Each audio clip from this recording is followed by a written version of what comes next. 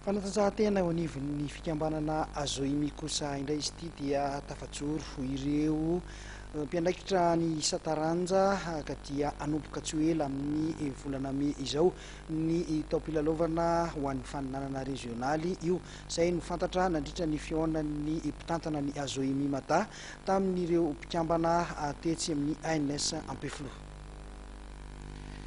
Anomboka tsy ho ela ny faninanana regionaly eto Analamanga ho an'ny fanatanjahantena eo anivon'ny Azoimy. Tafajoro ireo tompon'andraikitra isa-taranja ary nampahafantarina tamin'ny fomba ofisialy ny asabotsy maraina teo tetsy amin'ny ANS Ampefloha.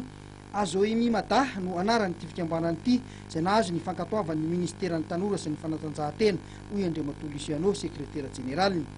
Atao anatin'ny fikambanana Azoimy Mata ity no mivondrona ireo mpiasam-panjakana mpanao fanatanjahantena izay tarihan'ny filohany Ramandimso Oliva. Adidiko avana no miandry antsika hoy ny filoha mpitantana koa manaingany rehetra hiara-misalahy ao anatin'ny fahaiza-manao amin'ny fikarakarana ny faninanana.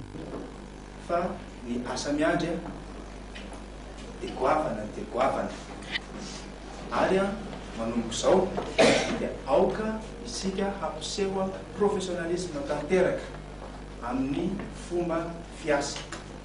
Aoka tsy ho rebereben'olona amin'ny resaka influence na ho rebereben'olona amin'ny resaka araboly fa mba hijoro amin'ny fahamarinana hatramin'ny farany.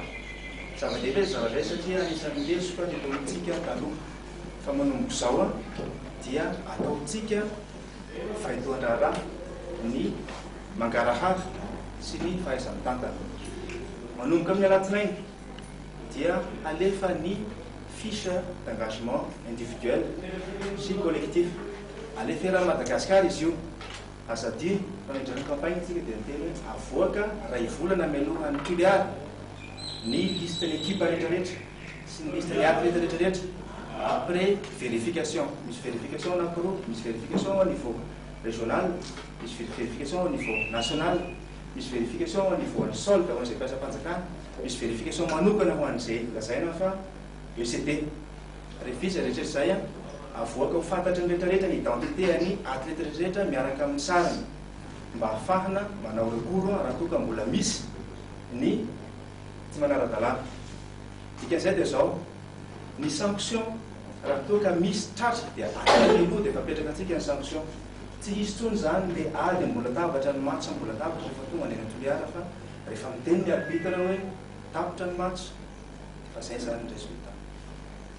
Ka fitokisana no mipetraka aminareo mijery antsika daholo ny mpiasam-panjakana rehetrarehetra ary nanao voaditsika fa hanova zavatra amin'ny championnat Analamanga, nanao voaditsika fa hanova zavatra amin'ny championnat ny Toliara. Dikan'izay responsable tanteraka. Tanjon'ny fikambanana Azoimy Mata ny ampiray hatrany ny mpiasam-panjakana rehetra manerana ny nosy ao anatin'ny fanatanjahantena.